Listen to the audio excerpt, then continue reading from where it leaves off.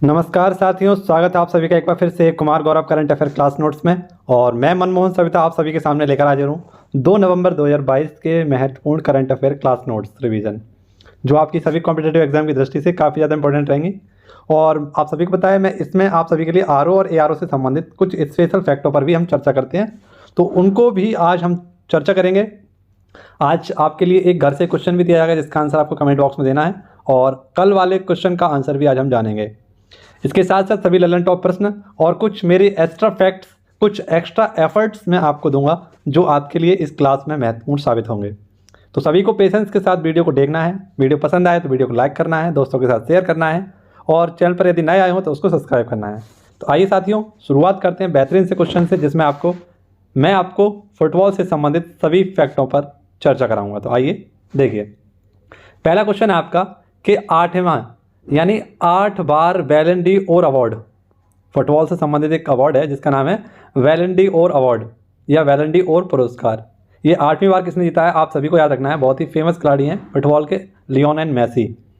आप सभी को पता है इनकी जर्सी नंबर है 10, और ये अर्जेंटीना की खिलाड़ी हैं। आप सभी को याद रखना है, वही अर्जेंटीना जिसकी राजधानी है ब्यूनस आयर्स। देखिए, बैलन डी ओर अवार्ड, ये इसका संबंध है फुटबॉल से, और ये प्रदान यहाँ किए जाते हैं तो आपके फ्रांस की राजधानी जो है पेरिस, यहाँ पर इसको क्या किया जाता है, प्रदान किया जाता है। 1956 में इसकी शुरुआत की गई थी, और पहली बार ये किस खिलाड़ी को दिया गया था, तो स्टेनली मैथ्यूज़, जो कि आपके इंग्लैंड के खिलाड़ी हैं, इनको दिया गया था। ये आपका रखना है। लेकिन 2023 में ये महिलाओं के वर्ग में किसे दिया गया है, तो इनका भी नाम आपका रखना है। इनका नाम है एटाना बोनामती।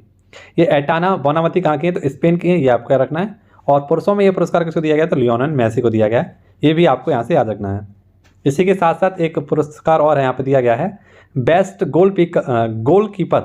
ये कौन है, तो लिमियानो मार्टिनेज, ये याचिका ट्रॉफी इसको कहते हैं, ये दिया गया है। क्लब ऑफ द ईयर कौन है आपका, तो मैनचेस्टर FC बार्सिलोना फेमिनी, इसको दिया गया है। अब देखिए, कुछ ललन टॉप प्रश्न है, आप सभी को सीधे सीधे आप परीक्षाओं बन सकते हैं। आप सभी को यहाँ से इनको रिकॉल करके याद रखना है। जैसे डूरंट कप मैंने आपको पढ़ाया है, किसने जीता है, मोहन बागान ने जीता है। फुटबॉल से संबंधित कप आपका। ऐसी संतोष ट्रॉफी, ये कर्नाटक और मेघालय के मध्य हुआ था। कर्नाटक ने इसको जीत लिया है और मेघालय इसमें उपविजेता है। इसका आयोजन हुआ था रियाद में, और हाल ही में कोई परीक्षा हुई है उसमें ये क्वेश्चन पूछा गया था कि संतोष ट्रॉफी का आयोजन किस देश में किया गया है। तो आप सब लोग बताइए मुझे कि रियाद किसकी राजधानी है जहाँ पर इसका आयोजन किया गया है। जो आपका फीफा वर्ल्ड कप हुआ है, इसका विजेता कौन रहा है, अर्जेंटीना, और इसको हराया किसको है, तो फ्रांस को हराया है। कतर दोहा में इसका आयोजन किया गया था। ऐसे महिलाओं वाला हुआ था आपका, स्पेन ने इसको जीत लिया है इंग्लैंड को हराकर, और इसका आयोजन हुआ था ऑस्ट्रेलिया और न्यूजीलैंड में। ऐसे इंटरकॉन्टिनेंटल कप, इसका विजेता कौन है, भारत। किसको हराया है भारत ने, लेबनान ने। देखिए, ये क्वेश्चन बहुत ज़्यादा इंपॉर्टेंट है, बहुत ही कम छात्र होंगे जिनको ये क्वेश्चन याद होगा मेरे ख्याल से। सबसे मूल्यवान फुटबॉल क्लब कौन सा है आपका, तो है रियल मैड्रिड, और कितना, $6.07 बिलियन का ये सबसे मूल्यवान आपका फुटबॉल क्लब है जिसका नाम है रियल मैड्रिड। तो आपको फुटबॉल से संबंधित ये सारे फैक्ट याद रखने थे। जब भी आपके सामने फुटबॉल से संबंधित कोई क्वेश्चन आए, इन सभी क्वेश्चनों को आप क्या करेंगे, रिकॉल करेंगे, ठीक है, जिससे कि आपका करंट अफेयर और स्टैटिक जीके काफ़ी ज़्यादा मजबूत हो सके। और आरओ और एआरओ में ये क्वेश्चन आपके सीधे सीधे आपसे सही जोड़े सही मिलान के रूप में पूछे जा सकते हैं। तो ऐसे ही क्वेश्चन बनते हैं आरओ एआरओ में, जिनमें आपको बहुत ज़्यादा पकड़ बनानी होगी हर चीज़ पर। क्वेश्चन नंबर 2 देखिए, इसमें हम बांग्लादेश पर संबंधित कुछ फैक्टों पर चर्चा करेंगे।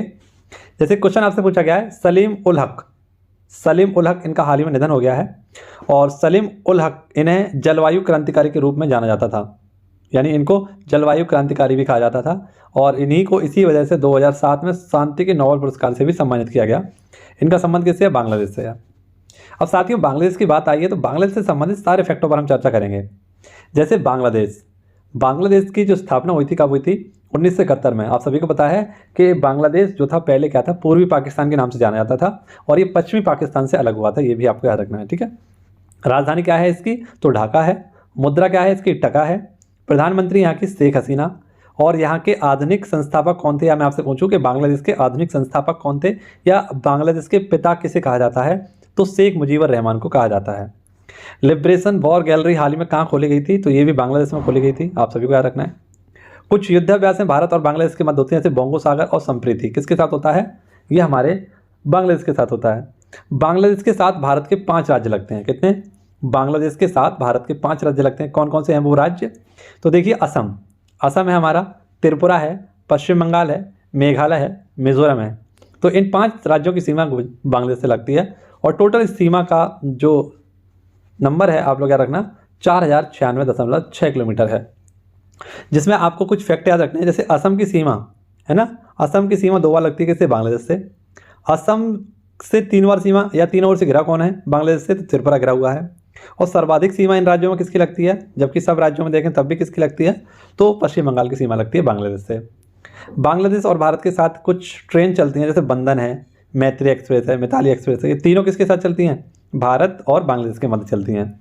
ऐसे में आपसे पूछूं कि आपका 100वां संविधान संशोधन आप सभी को याद होगा, है ना, 3 बीघा कॉरिडोर से संबंधित है, किसके साथ विवादित था? भारत और बांग्लादेश के मध्य विवादित था। ऐसे ही तीस्ता नदी विवाद, ये किससे संबंधित है? तो ये भी भारत और बांग्लादेश से संबंधित है ना। तो ये आपको याद रखना है, बहुत इंपॉर्टेंट क्वेश्चन है। और हाल ही में एक मैत्री पाइपलाइन स्टार्ट की गई थी, डीजल पाइपलाइन थी, ये भी भारत और बांग्लादेश के मध्य स्टार्ट की गई थी। इन चीज़ों को आपको अपने फैक्टों में याद रखना है, जोड़ कर रखना है। आइए बढ़ते हैं अगले क्वेश्चन की ओर, देखते हैं अगले क्वेश्चन की ओर कौन सा हमारा महत्वपूर्ण क्वेश्चन है। जब तक अगर आपने वीडियो को लाइक नहीं किया हो, चैनल को सब्सक्राइब नहीं किया हो, तो चैनल को सब्सक्राइब करिए, दोस्तों के साथ एक बार शेयर कर दीजिए वीडियो, जिससे कि थोड़ा सा आप सभी को और मुझे मनोबल मिल सके, ठीक है, आप क्लास बढ़िया से और बेहतरीन से कर सकें। देखिए क्वेश्चन नंबर 3 आप सभी के सामने है, बहुत ही अच्छा और प्यारा क्वेश्चन है आप सभी के लिए। विश्व की सबसे ऊंची परमाणु सुविधा, विश्व की सबसे ऊंची परमाणु सुविधा। देखिए सबसे ऊंची परमाणु सुविधा हमें कहाँ मिलेगी? जो चीज़ ऊंचाई पर स्थित होगी। और विश्व में सबसे ऊंचाई पर स्थित एक राजधानी है जिसका नाम है लापाज। ये कौन से देश में है? तो लापाज किस देश की राजधानी है? बोलीविया की। तो यहाँ पर हाल ही में रूसी कंपनी है, इसका नाम है रोसाटॉम। रोसाटॉम के द्वारा यहाँ पर लगभग 4000 मीटर ऊंचाई पर क्या किया गया है? एक विश्व की सबसे परमाणु ऊर्जा जिसे स्थापित किया गया है। और इसे कब स्थापित किया गया था? तो आप सभी लोग याद रखना, 2024 तक इसकी नींव को रख दिया जाएगा यहाँ पर। और जो कंपनी है जिसकी स्थापना कब हुई थी? 2007 में हुई थी। और परमाणु निगम कंपनी क्या है? एक परमाणु निगम कंपनी है रोसाटॉम, ये भी आपको याद रखना है, ठीक है। देखिए कुछ करंट अफेयर क्वेश्चन देखते हैं, उसके बाद इस देश के बारे में भी जानते हैं थोड़ा सा। Best country of the year, तो best country of the year कौन है? आपकी स्विट्जरलैंड है। परमाणु हमला पनडुब्बी बनाई है किन कुन ओके, ये किसने बनाई है? उत्तरी कोरिया ने बनाई है। तूफान डेनियल कहाँ पर आया था आपका? तो त्रिपोली में आया था। त्रिपोली कहाँ पर है? ये लीबिया में आया था पर डेनियल, तूफान डेनियल आया था। देखिए पहले मैं आपको सारी बात बताता हूँ, फिर इसके बाद आपको दिखाऊंगा बोलीविया देश कहाँ पर है। देखिए बोलीविया, इसकी राजधानी है लापाज। टिन धातु के लिए ये काफ़ी फेमस है। बोलीविया और पेरू की सीमा पर है आपकी कौन? टिटिकाका झील, जो कि विश्व की सबसे ऊंची नौकागामी झील है। इसे हनीमून लेक भी कहते हैं। क्या कहते हैं? Honeymoon lake. दक्षिण अमेरिका में स्थित है ये देश। और दक्षिण अमेरिका में 2 देश ऐसे हैं जो लैंडलॉक हैं, जिसे हम कैसे याद रख सकते हैं? बीपी। तो बोलीविया और पराग्वे, यानी 2 देश कैसे लैंडलॉक हैं, आपको याद रखना है। तो बीपी है हमारा, क्या है? बीपी। आइए मैप में देखते हैं बोलीविया कहाँ है। देखिए ये आपको दिख रहा होगा, आपका साउथ अमेरिका कॉन्टिनेंट है। और इस कॉन्टिनेंट में कितने आपके? लगभग 13 देश हैं, सॉरी 17 देश हैं आपके। इसमें कितने हैं? 17 देश हैं, माफ करना, 17 नहीं 13 देश हैं इसमें। कितने? 13। तो 13 देशों में से 2 देश ऐसे हैं जिसके ये क्या है? लैंडलॉक है, यानी लैंडलॉक का मतलब है स्थल अवरुद्ध। तो ये आपको दिख रहा होगा, ये है बोलीविया। और यहाँ दिख रहा है एक है पराग्वे। तो ये दोनों ही देश कैसे हैं? लैंडलॉक कंट्री हैं, ठीक है। लेकिन इन्हीं में आपके 2 देश ऐसे हैं जिसकी सीमा ब्राज़ील से नहीं लगती है, तो उनका भी नाम याद रखना है यहीं पर। देखिए एक तो इक्वाडोर, इसकी सीमा ब्राज़ील से नहीं लग रही। और एक है यहाँ पर आपको दिख रहा होगा चिली। ये चिली लंबा सा जो आपका देश है, इसकी सीमा किससे नहीं लगती? ब्राज़ील से नहीं लगती। तो दक्षिण अमेरिका महाद्वीप में आपको 4 देशों के नाम याद रखने हैं। 2 देश जो लैंडलॉक हैं वो कौन कौन से आपके? बी और पी, यानी कि बोलीविया और पराग्वे। और 2 देश ऐसे हैं जिसकी सीमा किससे नहीं लगती? ब्राज़ील से नहीं लगती। तो वो इक्वाडोर और चिली, यानी EC, ये आपको याद रखना है। तो BP और EC आपको याद रखना है, ठीक है। BP और EC याद रखना है। BP लैंडलॉक कंट्री है और EC कैसे है? जिसकी सीमा ब्राज़ील से नहीं लगती, बाकी सभी की ब्राज़ील से सीमा लगती है। चाहे आपका फ्रेंच गुयाना हो, चाहे आपका सूरीनाम हो, चाहे आपका गुयाना हो, चाहे आपका वेनेजुएला हो, चाहे आपका कोलंबिया हो, चाहे आपका पेरू हो, चाहे आपका बोलीविया हो, चाहे आपका पराग्वे हो, चाहे आपका उरुग्वे हो, चाहे आपका अर्जेंटीना हो, सबकी सीमा लगती है, ठीक है। लेकिन किसकी नहीं लगती? तो चिली और इक्वाडोर की नहीं लगती है, ठीक है। इसी महाद्वीप को हम क्या बोलते हैं? तो पक्षियों का महाद्वीप बोलते हैं। क्या बोलते हैं? पक्षियों का महाद्वीप इसी को बोलते हैं। हरा महाद्वीप इसको बोलते हैं। क्या बोलते हैं? हरा महाद्वीप इसको बोलते हैं। इसके साथ साथ आप लोग याद रखना कि 0 डिग्री रेखा जो है, 0 डिग्री रेखा दक्षिणी अमेरिका के कितने देशों से होकर गुजरती है? तो देखिए इक्वाडोर से गुजरती है, कोलंबिया से गुजरती है, ठीक है। इसके साथ साथ आपको याद रखना है किससे गुजरती है 0 डिग्री रेखा? ब्राज़ील से गुजरती है। तो 3 देश ऐसे हैं जिससे इक्वेटर लाइन इसकी गुजरती है, ठीक है। तीन देश कौन कौन से? इक्वाडोर, कोलंबिया और ब्राज़ील। ठीक है, ये भी आप लोग याद रखना, बहुत इंपॉर्टेंट क्वेश्चन मैं आपको बता रहा हूँ। और इसमें आपको याद रखना है कि अमेजोन वर्षावन भी कहाँ पाए जाते हैं आपके? तो अमेजोन वर्षावन भी आपके पाए जाते हैं कहाँ पर? तो ये पाए जाते हैं आपके ब्राज़ील में। जैसा कि आपको दिख रहा होगा, यहाँ से जो आपकी एक नहर निकल रही है, इसको बोलते हैं अमेजोन रिवर। क्या बोलते हैं? अमेजोन रिवर, जो कि विश्व की सबसे बड़ी क्या है, एक तंत्र वाली नदी है। ठीक है, सबसे ज़्यादा ये चौड़ी नदी है आपकी अमेजोन नदी जो बह रही है, और इसका पानी कहाँ गिरता है? अटलांटिक ओशियन में गिर जाता है। कहाँ गिर जाता है? अटलांटिक ओशियन में इसका पानी गिर जाता है। तो ये भी आपको याद रखना है। ठीक है, आई होप आपको ये क्वेश्चन समझ में आया होगा। आगे बढ़ते हैं, अगला क्वेश्चन देखते हैं। देखिए यहाँ पर आपको दिख रहा होगा कुछ परमाणु केंद्र, जैसे कि आपको पता है हमारा परमाणु वाला क्वेश्चन था। तो जैसे तारापुर परमाणु ऊर्जा स्टेशन कहाँ है आपका? महाराष्ट्र में। ठीक है, रावत बाटा कहाँ है आपका? राजस्थान में है। नरौरा ये कहाँ पर है? उत्तर प्रदेश में है। केगा ये कहाँ पर आपका? कर्नाटक में है। काकरापार ये आपका गुजरात में है। कुडनकुलम और कलपक्कम ये दोनों कहाँ है आपके? तो याद रखना तमिलनाडु में है। तो ये भी आपको याद रखना है यहाँ से। ठीक है, बहुत इंपॉर्टेंट ये फैक्ट मैंने आपको बताया, सभी को नोट डाउन करिएगा, स्क्रीनशॉट लीजिएगा, याद करने की कोशिश करिएगा। देखते हैं हमारा करंट अफेयर का अगला क्वेश्चन, और इसके भी महत्वपूर्ण फैक्टों को हम देखेंगे, सभी चीज़ों को जानने की कोशिश करेंगे। क्वेश्चन नंबर 4 है हमारा, कह रहा है मेरी माटी मेरा देश अभियान। मेरी माटी मेरा देश अभियान, ये इसकी परिकल्पना जो आई थी वो मोदी जी के मन में आई थी। 9 अगस्त 2023 को लाल किले की प्राचीर से इन्होंने क्या किया था, इसके बारे में बताया था। 15 अगस्त 2022 को इसके बारे में इन्होंने बताया और 5 प्रण दिए थे। लेकिन इसके बाद संकल्पना कब आई थी इसकी? 9 अगस्त 2023 में। भारत छोड़ो आंदोलन ये इससे प्रेरित है। नोडल एजेंसी इसकी संस्कृति मंत्रालय है, और नारा इसमें दिया गया था, मेरी मिट्टी को नमन वीरों को वंदन। मिट्टी को नमन वीरों को वंदन क्या था? इसका नारा था। ठीक है, इसका संबंध किससे है? चर्चा में क्यों है? तो 31 अक्टूबर 2023 को इसको क्या कर दिया गया? समाप्त कर दिया गया। किससे संबंधित थी ये? तो हर गांव के पंचायत में शहीदों के लिए एक शिलालेख स्थापित होगा, इसका संबंध इससे था। मोदी जी के द्वारा 5 प्रण इसमें दिए गए थे 15 अगस्त 2022 को मोदी जी के द्वारा दिए गए। और इसी के तहत अमृत कलश यात्रा, देश के हर कोने से मिट्टी लाकर दिल्ली में एक अमृत वाटिका स्थापित की जाएगी। वहां पर देश के हर कोने से जितने भी हमारे सैनिक हैं उनके गांव की मिट्टी को यहाँ पर लाकर रखा जाएगा अमृत वाटिका में। ठीक है, तो ये भी इसका उद्देश्य था। 5 प्रण कौन कौन से थे? तो विकसित भारत का एक सपना देखना है। ठीक है, गुलामी के निशानों को मिटाना है, भारत की विरासत पर हमें गर्व करना है, एकता में ताकत हमें ढूंढनी है, और पीएम और सीएम नागरिकों के कर्तव्यों को हमें पूर्ण करना है। तो ये हमारे 5 प्रण थे इसके तहत। ठीक है, ये भी आपको याद रखने हैं। आई होप आपको ये समझ में आ रही होगा। क्वेश्चन बहुत इंपॉर्टेंट क्वेश्चन है। देखिए इसके कुछ ललन टॉप क्वेश्चन देख लीजिए। अगर चैनल को अभी तक सब्सक्राइब नहीं किया है तो चैनल को सब्सक्राइब कर लीजिए। और ये ललन टॉप प्रश्न आप सभी के लिए। विश्व मृदा दिवस कब मनाते हैं? 5 दिसंबर को। काली मिट्टी को महाराष्ट्र में सर्वाधिक पाई जाती है, और इसको भारत में रेंगूर मृदा कहते हैं, जबकि इसको रूस में इसकी अधिकता ज़्यादा होती है तो इसे चरनोजम कहते हैं। सर्वाधिक उपजाऊ मिट्टी कौन सी? हमारी जलोढ़ मृदा है। सर्वाधिक विस्तार भी किसका है? जलोढ़ मृदा का है। मिट्टी के अध्ययन को क्या कहते हैं? पेडोलॉजी कहते हैं। और स्वर्ण क्रांति ये बागवानी से संबंधित है, आपकी स्वर्ण क्रांति। ठीक है, तो इसे भी आपको याद रखना है। अब देखिए अगला क्वेश्चन हमारा क्या कह रहा है, बहुत ही अच्छा क्वेश्चन और प्यारा क्वेश्चन। इसमें भी हम कुछ महत्वपूर्ण क्वेश्चनों को देखेंगे। जैसे आपसे पूछा गया क्यूसैट उपग्रह, तो क्यूसैट उपग्रह SSAMU SAT है ना, इसका नाम है। और SS का मतलब यहाँ पर सर सैयद, AMU का मतलब है अलीगढ़ मुस्लिम यूनिवर्सिटी, और SAT का मतलब तो आप जानते हैं सैटेलाइट। तो ये किससे संबंधित है? आपका अलीगढ़ मुस्लिम यूनिवर्सिटी से संबंधित है। एक नैनो उपग्रह है जिसको इसने लॉन्च किया है। ठीक है, और क्यूसैट उपग्रह है आपका ये। देखिए AMU की बात आई है तो आप सभी को पता है AMU की स्थापना जो हुई थी कब हुई थी? 1875 में की गई थी इसकी स्थापना, है ना, सर सैयद अहमद खान के नाम के द्वारा। लेकिन 1920 में इसका नाम क्या रखा गया था? AMU किया गया था। देखिए अगला क्वेश्चन, पहली यूनिवर्सिटी जिसके द्वारा खुद का उपग्रह लॉन्च किया गया था तो अन्ना यूनिवर्सिटी, ये तमिलनाडु की, इसके द्वारा लॉन्च किया गया था। सर्वाधिक प्राचीन या विश्व की सबसे प्राचीन विश्वविद्यालय कौन सा? तक्षशिला है, ये वर्तमान में रावलपिंडी पाकिस्तान में स्थित है। नालंदा विश्वविद्यालय ये आपका बिहार में है, नालंदा जिला है यहाँ पर, वहीं पर स्थित है। इसे कुमारगुप्त के द्वारा बनवाया गया था, जो गुप्त वंश साम्राज्य के थे कुमारगुप्त, इनके द्वारा बनवाया गया था। लेकिन बख्तियार खिलजी के द्वारा इसे डिस्ट्रॉय कर दिया गया, इसे जला दिया गया, इसे तोड़ दिया गया था। नेक्स्ट देखिए आदित्य L1, ये सूर्य से संबंधित है, और PSLV C57 के द्वारा इसे लॉन्च किया गया था। गगनयान ये एक अंतरिक्ष मिशन है। NVS-01 इसे GSLV F12 के द्वारा भेजा गया था। चंद्रयान 3 LVM 3 M4 के द्वारा 23 अगस्त 2023 को सॉफ्ट लैंडिंग कराई गई थी इसकी चांद पर, दक्षिणी ध्रुव पर। लूना 25 ये किसका है? रूस का है। आर्टेमिस मिशन ये USA का है, एक चंद्र मिशन है, और इस पर पहली बार कोई महिला जाएंगी चांद पर, तो वो है आपकी क्रिस्टलिना कोच। जुपिटर 3 एक संचार उपग्रह है चाइना का। नेक्स्ट ऑपरेशन त्रिनेत्र 2 ये कहाँ पर हुआ था आपका? तो ये हुआ था जम्मू कश्मीर में, पुंछ जम्मू कश्मीर में। अभी तक आप सभी ने अगर टेलीग्राम चैनल को सब्सक्राइब नहीं किया है, ज्वाइन नहीं किया है, तो इसे भी ज्वाइन कर लीजिए, मनमोहन क्लासेस।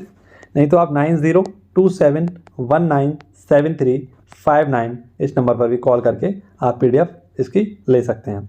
ठीक है, तो सभी साथी यहाँ पर एक बार संपर्क करें, और नहीं तो आप इस टेलीग्राम चैनल को ज्वाइन करें।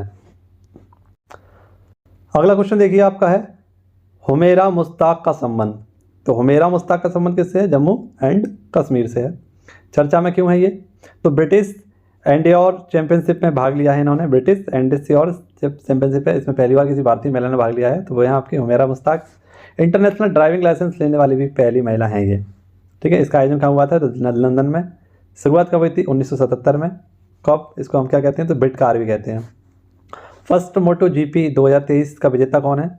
तो ये है मार्को बेमाची, इटली की हैं, और इसका आयोजन कहाँ हुआ था? तो नोएडा में हुआ था। ठीक है, ऐसे कर लेना। तूफान हिलेरी कहाँ आया? इसका आंसर आपको कमेंट बॉक्स में देना। ठीक है, अगला क्वेश्चन देखिए, बहुत ही अच्छा क्वेश्चन। हाइड्रोजन उत्पादन करने वाले बैक्टीरिया की खोज। तो हाइड्रोजन उत्पादन करने वाले बैक्टीरिया की खोज हुई है, और ये इसकी खोज हुई है रत्नागिरी में, रत्नागिरी महाराष्ट्र में। नाम क्या है इसका? देखिए आप सभी के सामने लिखा है, इतना बड़ा सा नाम है इसका बैक्टीरिया का, स्पोरोना एरोविना हाइड्रोजनी फॉर्मस इसका नाम है। ठीक है, केरल में एक नए मशरूम की प्रजाति खोजी गई है, ये कैडोलालाउस साइमेस। ठीक है, ये भी आपका रखना है। मोदी पुरस्कारों की शुरुआत किसने की है? तो असम सरकार के द्वारा मोदी नाम के पुरस्कारों की शुरुआत की गई है। ठीक है, मॉडिफाइड ये आपको आउटस्टैंडिंग डिस्ट्रिक्ट इनिशिएटिव पुरस्कार शुरुआत की गई किसके द्वारा? तो असम के द्वारा। बैक्टीरिया से होने वाले रोग कौन कौन से हैं? तो प्लेग है, टेटेनस है, डिप्टीरिया है, काली खांसी है, टाइफाइड है, निमोनिया है, हैज़ा है और TB है। 2023 का पहला यूनिकॉर्न कौन है? तो जेप्टो, याद रखना, बहुत इंपॉर्टेंट क्वेश्चन जेप्टो। अब देखिए आप सभी के लिए क्या है, महाराष्ट्र। आगे एक और राज्य आएगा, उसमें भी बहुत सारे फैक्ट मैं आपको बताऊंगा, लेकिन महाराष्ट्र की स्थापना कब हुई थी? तो 1 मई 1960 को इसकी स्थापना हुई थी। राजधानी है इसकी मुंबई, मुख्यमंत्री हैं इसके एकनाथ शिंदे, राज्यपाल हैं इसके रमेश बैस। क्षेत्रफल के स्थान पर ये तीसरे स्थान पर है भारत में, और जनसंख्या में ये दूसरे स्थान पर है। लातूर कोयना झील यहाँ पर स्थित है ना, ये भी आपका रखना है। और इसके साथ साथ आपका रखना है एक और झील है जो गुलाबी रंग की हो जाती है, लोनार झील। कहाँ पर है? महाराष्ट्र में ही है। लोकसभा सीटें कितनी यहाँ की? 48 है। 7 टापुओं का शहर कौन सा है? मुंबई, ये भी आपका रखना है। और हाल ही में एक योजना स्टार्ट हुई थी यहाँ से, भगवान बिरसा मुंडा एक योजना थी, ये भी आपका रखना है। ये कहाँ की है? तो महाराष्ट्र की है, भगवान बिरसा मुंडा योजना। ठीक है, देखिए ये क्वेश्चन आप सभी के लिए बहुत इंपॉर्टेंट है। इसमें हम बात करेंगे किस पर? तो आपकी बात करेंगे मणिपुर पर। किस पर बात करेंगे? मणिपुर पर। और इसके साथ साथ कुछ महत्वपूर्ण उत्सव भी हैं, उन पर भी हम चर्चा करेंगे। जैसे मेरा हाउ चोंगवा उत्सव कौन सा है? मेरा हाउ चोंगवा उत्सव इम्फाल का है ये, मणिपुर में। इसको क्या किया गया है साथियों? हाल ही में इसको आयोजित किया गया है। N वीरेंद्र सिंह के द्वारा इसका उद्घाटन किया गया है। सभी समुदायों को एक साथ लाने के लिए इसको शुरुआत की गई है। मिलने जुलने का एक त्यौहार है, आप सभी को याद रखना है। देखिए अब मणिपुर की बात करते हैं। मणिपुर की स्थापना आप सभी को पता है कब हुई थी? 1972 में। राजधानी है इसकी इम्फाल, जिला है इसमें कुल 16, राजधानी यहाँ की अनुसुईया उइके, मुख्यमंत्री यहाँ के N वीरेंद्र सिंह। और आप सभी को याद रखना है विधानसभा सीटों की संख्या यहाँ पर 60। सिरौ लिली उत्सव कहाँ मनाते हैं? मणिपुर में मनाते हैं। काला चावल का GI टैग यानी चखाओ का GI टैग मणिपुर के पास है। राजकीय पुष्प यहाँ का सिरौ लिली है। तैरता हुआ नेशनल पार्क कीविल नेमजाओ ये यहीं पर है। शास्त्रीय नृत्य कौन सा यहाँ पर? मणिपुर है, मणिपुरी माफ करना। 71वें संविधान संशोधन के द्वारा कौन सा जोड़ा गया था यहाँ पर? मणिपुरी भाषा जोड़ी गई थी। डांसिंग डियर ये हिरन को कहते हैं। कुकी और मेती और नागा समुदाय कहाँ रहते हैं? तो मणिपुर में ही रहते हैं।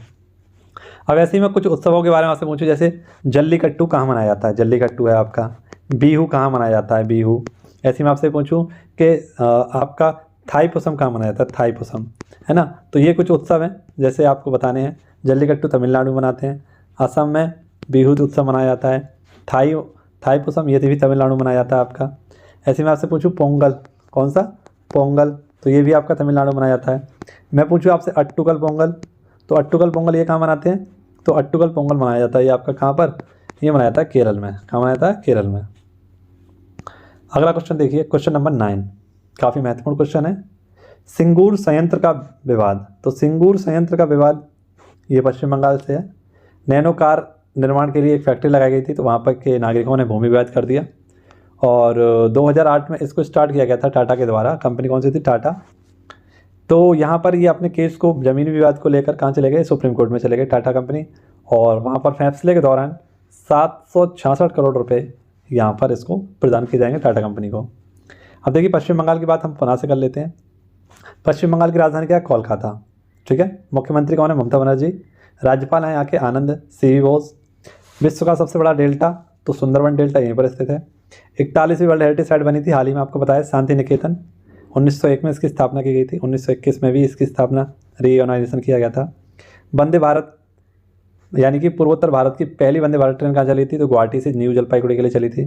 सर्वाधिक सीमा से लगने वाला तो वो भी राज्य कौन सा है? बांग्लादेश से लगने वाला राज्य है हमारा पश्चिम बंगाल। लोकसभा सीटें यहाँ की 42, राज्यसभा सीटें 16 और विधानसभा सीटें 295। उच्च न्यायालय यहाँ का कहाँ पर है? तो उच्च न्यायालय इसका है कोलकाता में। इसमें ही आपका अंडमान निकोबार का भी है ना, कोलकाता। और कोलकाता हाईकोर्ट की स्थापना कब हुई थी? तो आप सभी को पता है कोलकाता हाईकोर्ट की स्थापना सबसे पहले हुई थी 1862 में। ठीक है, ये भी आपका रखना है। देखिए बक्सा नेशनल पार्क कहाँ पर है? तो यहीं पर है। और सुंदरबन नेशनल पार्क भी कहाँ पर है आपका? तो ये भी पश्चिम बंगाल में ही है, बक्सा और आपका सुंदरबन नेशनल पार्क, ये भी आपको याद रखना है। देखिए साथियों, आप सभी के सामने एक क्वेश्चन है, इसको इतनी बेहतरीन तरीके से आपको कराऊंगा, इतना सारा कंटेंट आपको दूंगा, बहुत सारी बातें मैं आपको बताऊंगा इस क्वेश्चन में। तो पेशेंस के साथ पूरे क्वेश्चन को देखना, रिवाइज करना, और लिखना हो तो लिख लेना, स्क्रीनशॉट लेना हो तो स्क्रीनशॉट ले लेना, जो भी करना हो जरूर करना, लेकिन इस क्वेश्चन को मत छोड़ना आप लोग। ठीक है। राष्ट्रीय एकता दिवस, तो आप सभी को पता है 31 अक्टूबर को इसे आयोजित किया जाता है। पहली बार 2014 में इसको आयोजित किया गया था। क्यों मनाते हैं आप सभी को पता ही है। राष्ट्रीय एकता दिवस, भारतीय एकीकरण के जन्मदाता कौन थे? तो सरदार वल्लभ भाई पटेल। इनके जन्म दिवस के रूप में इसको मनाया जाता है, क्योंकि 31 अक्टूबर 1875 को नाडियाड गुजरात में इनका जन्म हुआ था, सरदार वल्लभ भाई पटेल जी का। इनको सरदार की उपाधि कहाँ दी गई थी? तो वारदाली सत्याग्रह के दौरान, है ना, इनको दी गई थी 1928 में, ये भी आपका रखना है। इनको लौह पुरुष कहा जाता है। क्या कहा जाता है? लौह पुरुष। ये भारत के पहले उप प्रधानमंत्री रहे थे और भारत के पहले गृह मंत्री भी रहे थे। कौन? यही रहे थे। इनको लौह पुरुष कहा जाता है। विस्मार्क ऑफ इंडिया कहा जाता है। गाजर और छड़ी की नीति किसने चलाई थी? तो इन्होंने चलाई थी। इनका पूरा नाम देख लीजिए एक बार, क्या है? तो सरदार वल्लभ भाई झावे भाई पटेल इनका पूरा नाम है। सरदार वल्लभ भाई झावे भाई पटेल इनका पूरा नाम है। ये भारतीय एकीकरण के जन्मदाता हैं। इनकी एक स्टैचू है जिसको हम स्टैचू ऑफ यूनिटी के नाम से जानते हैं। 31 अक्टूबर 2018 को ये आम जनता के लिए खोल दी गई थी, इनकी 143वीं जयंती पर। इसकी ऊंचाई कितनी है? तो 182 मीटर 597 फीट इसकी ऊंचाई है। स्थान कहाँ पर है? तो साधु बेट द्वीप। साधु बेट द्वीप, नर्मदा नदी, अहमदाबाद गुजरात, केवड़िया में स्थित है। वास्तुकार इसके कौन है? शिल्पकार कौन है इसके? तो रामबी सुतार हैं। इसका निर्माण किसने किया था? तो L&T कंपनी ने किया था। कुल लागत कितनी थी? तो 2400 करोड़ रुपए थी। ठीक है। कराची अधिवेशन की अध्यक्षता कौन करनी 18 से 31 में? तो सरदार वल्लभ भाई पटेल ने करी थी। और भारत के पहले गृह मंत्री कौन थे? तो सरदार वल्लभ भाई पटेल ही थे। ये भी आपको इतनी सारी बातें, इतने सारे फैक्ट याद रखने, स्क्रीनशॉट लीजिए या नोट डाउन करिए, कुछ भी करिए, ये भी आपको याद रखना है। ठीक है। देखिए आज का प्रश्न है आप सभी के सामने, क्या है आज का प्रश्न? तो आज का प्रश्न देख लीजिए, आर्थिक उदारीकरण के जनक किसको कहा जाता है? ठीक है, इसका आंसर आपको कमेंट बॉक्स में देना है। इसके साथ साथ मैंने आपको बताया था कि BPSC से संबंधित, है ना, और आपका RO और ARO से संबंधित कुछ फैक्ट मैंने आपके लिए बनाए हैं। उन फैक्टों को आप लोग देखिए। इसे आप ब्रह्मास्त्र भी कह सकते हैं, एक प्रकार का ब्रह्मास्त्र भी है। ठीक है, और आप सभी के बहुत काम आने वाला है। तो कमेंट बॉक्स में इसका आंसर भी आपको देना है। ठीक है, देखिए ये वन लाइनर क्वेश्चन आप लोग तैयार करिए। ऐसे ही धीरे धीरे करके आपके बहुत सारे फैक्ट बनेंगे और ऐसे धीरे धीरे करके आपकी बहुत अच्छी GS होने लगेगी। आर्टिकल 32, इसे संवैधानिक उपचार, इसमें क्या स्थित है आपका? संवैधानिक उपचार, ये आपका छठा मौलिक अधिकार है और इसको संविधान की आत्मा कहा है डॉक्टर भीमराव अम्बेडकर जी ने। संवैधानिक उपचार के तहत ही सुप्रीम कोर्ट के द्वारा 5 प्रकार की रिट निकाली जाती हैं, जिन्हें हम इस प्रकार से याद रख सकते हैं, बप्पू के नाम से। कैसे? बप्पू के नाम से हम इन्हें याद रख सकते हैं। तो B फॉर बंदी प्रत्यक्षीकरण, A फॉर आपका अधिकार पेक्षा, P फॉर प्रतिषेध, P फॉर हो जाएगा परमादेश और U फॉर हो जाएगा आपका उत्प्रेक्षण। तो ये 5 प्रकार की रिट संविधान में सुप्रीम कोर्ट के द्वारा निकाली जाती हैं। ऐसे आपसे पूछूं हाई कोर्ट के द्वारा कौन से आर्टिकल के तहत निकाली जाती हैं? तो 226 के द्वारा। कौन से? 226। नेक्स्ट देखिए, रक्त का थक्का विटामिन K के माध्यम से जुड़ता है। लेकिन आपसे पूछे कि रक्त का थक्का किस प्रोटीन की सहायता से बनता है? तो प्रोटीन का नाम बता देना, फाइब्रोजिन। कौन सा जाता है? फाइब्रोजिन।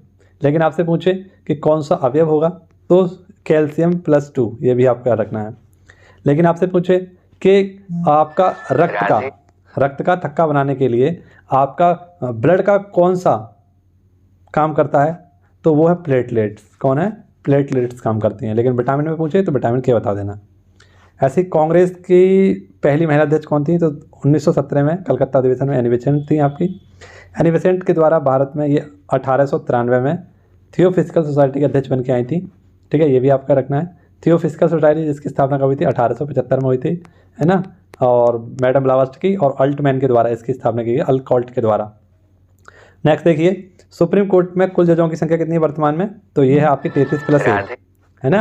लेकिन 1774 में जो आपका रेगुलेटिंग एक्ट बनाया गया था 1773 के माध्यम से, तो आपको याद रखना है इसमें आपका एक अध्यक्ष था, यानी एक जज था मुख्य जज, और 3 अन्य जज थे आपके। जो एक मुख्य जज थे इनका नाम था एलिजाबेथ और 3 अन्य थे आपके, उसको आप एक के नाम से याद रख सकते हैं, HCL, हाइड, चैम्बर्स और लिमनेस्टर। HCL के नाम से याद रखेंगे, 3 जो अन्य थे आपके। नेक्स्ट, INS विक्रांत 2 सितंबर 2022 को उसको क्या किया था? कोच्चि से लॉन्च किया गया था। कोच्चि में ही आपकी क्या चलाई गई थी? पहली बार वाटर मेट्रो चलाई गई थी। और कोच्चि जिसे हम क्या बोलते हैं? अरब सागर का रानी बोलते हैं, अरब सागर की रानी बोलते हैं। यहीं से INS विक्रांत को लॉन्च किया गया था, ठीक है। जो कि एक क्या है आपका? विमान वाहक पोत है, स्वदेशी विमान वाहक पोत क्या है? INS विक्रांत। अंग्रेजी में पहला ज्ञानपीठ पुरस्कार किसे दिया गया था?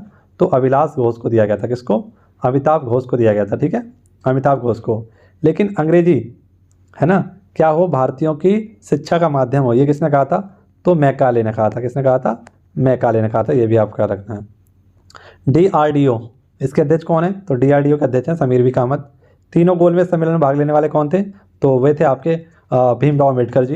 लेकिन सेकंड गोलमेज सम्मेलन में भाग लेने वाले एक भारतीय जिन्होंने कांग्रेस की तरफ से गए थे, वो थे आपके गांधी जी। नेक्स्ट, मौलिक कर्तव्य, ये 42वें संविधान संशोधन के तहत जोड़े गए थे भारतीय संविधान में, और इनकी संख्या तब थी 10, लेकिन अब वर्तमान में कितनी है? 11। लेकिन मूल संविधान में कोई नहीं थी, ये भी आपका रखना है। सती प्रथा कांड 1829 में हुआ था। नरसिम्हन समिति, ये बैंकिंग रिफॉर्म से संबंधित है। रंगीला बादशाह आप सभी लोग जानते हैं, मोहम्मद रंगीला को कहते हैं। और नादिर शाह का आक्रमण इसी के शासनकाल में हुआ था, और ये नादिर शाह क्या ले गया भारत से? तो मयूर सिंहासन ले गया। विश्व हिंदी दिवस कब मनाते हैं? 10 जनवरी को मनाते हैं। और राष्ट्रीय हिंदी दिवस कब मनाते हैं? 14 सितंबर को मनाते हैं। फॉलिक अम्ल, ये विटामिन B9 में पाया जाता है। अनुच्छेद 350A में मातृभाषा में शिक्षा दी जाएगी, ये बताया गया है। चुनाव आयोग की स्थापना 25 जनवरी 1950 को की गई थी। फुटबॉल ट्रॉफी है एक आपकी, Santosh trophy. Namdapha national park Arunachal Pradesh में है। सांख्यिकी दिवस कब मनाते हैं? 29 जून को मनाते हैं।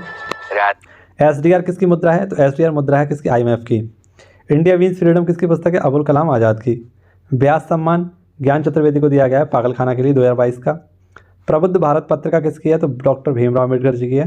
तीस्ता नदी विवाद भारत और बांग्लादेश के मध्य है। पहली जनगणना 1872 में की गई थी मियो के काल में। और हार्मोन विटामिन किसे कहते हैं? तो विटामिन D को हार्मोन विटामिन भी कहते हैं। धर्म गौरजीन युद्धाभ्यास, ये चौथे नंबर का हुआ है भारत और जापान के मध्य, ठीक है। तो ये आपके सामने कुछ महत्वपूर्ण से फैक्ट थे, क्वेश्चन थे, आप सभी को याद रखने हैं। धीरे धीरे करके आपको बहुत सारे फैक्ट याद भी होंगे, ठीक है। कल वाला क्वेश्चन था जो हमारा, इसका आंसर देख लीजिए क्या है। क्वेश्चन था आपका ई-सरस ऐप किसके द्वारा लॉन्च किया गया था? तो ई-सरस ऐप लॉन्च किया गया था ग्रामीण विकास मंत्रालय के द्वारा, ठीक है। ये भी आपका रखना है। कुछ फैक्ट आप सभी के लिए और लेकर आया हूँ, इन फैक्टों को और देख लीजिए एक बार जल्दी से। 2 मिनट का रिवीजन करेंगे। 57वां ज्ञानपीठ पुरस्कार, तो 57वां ज्ञानपीठ पुरस्कार किसको दिया गया? दामोदर मोजा को। इनका निधन हो गया हाल ही में। पद्म विभूषण से इनको सम्मानित किया गया है कोंकणी भाषा में, इनको ये दिया गया है। पहला ज्ञानपीठ पुरस्कार कब दिया गया था? 1965 में जी शंकर ग्रुप को दिया गया था। लेकिन इसकी स्थापना कब हुई थी? 1961 में। पहली महिला जिनको दिया गया था आशा पूर्णा देवी थी, बंगाली भाषा के लिए, 1976 में दिया गया था। 56वें नंबर का नीलमणि फूकड़ को दिया गया था असमी भाषा के लिए। और ये 57वां किसके द्वारा दिया गया है? तो श्रीधरन पिल्लई गोवा के राज्यपाल के द्वारा दिया गया है। सरस्वती सम्मान शिवशंकरी को दिया गया है सूर्यवंशम के लिए। व्यास सम्मान ज्ञान चतुर्वेदी दिया पागलखाना के लिए। बिहारी सम्मान डॉक्टर माधव हाड़ा को दिया गया है। कम्बम अंगूर का जीआई टैग तमिलनाडु को दिया गया है। पहला EOS टाइफा फर्स्ट क्या है? जासूसी उपग्रह केन्या का। और OFAC 1 ये किसका है? इजराइल का है। टाइम 100 लिस्ट में टॉप पर कौन है? शाहरुख खान है। और विटली अवार्ड ग्रीन ऑस्कर अवार्ड किसे दिया गया है? चारुदत्ता मिश्रा को दिया गया है। तो ये फैक्ट आपको याद रखने हैं। आई होप आपको वीडियो पसंद आई होगी, अच्छी लगी होगी। अगर वीडियो जरा सी भी पसंद आई हो, लगा हो आप सभी के लिए कि मेहनत की है मैंने, तो वीडियो को लाइक करके दोस्तों के साथ शेयर कर देना वीडियो। और चैनल पर नए अगर आए हों तो सब्सक्राइब जरूर करना ना भूलें, ठीक है। मिलते हैं आप सभी से बेहतरीन सी अगली क्लास में। तब तक के लिए खुश रहें, मस्त रहें, व्यस्त रहें, ऐसे ही पढ़ते रहें, है ना। खुद को व्यस्त रखें जितना रख सकें, और अपने मेहनत की ओर अग्रसर होते रहिए। मिलते हैं आप सभी से अगली क्लास में। धन्यवाद।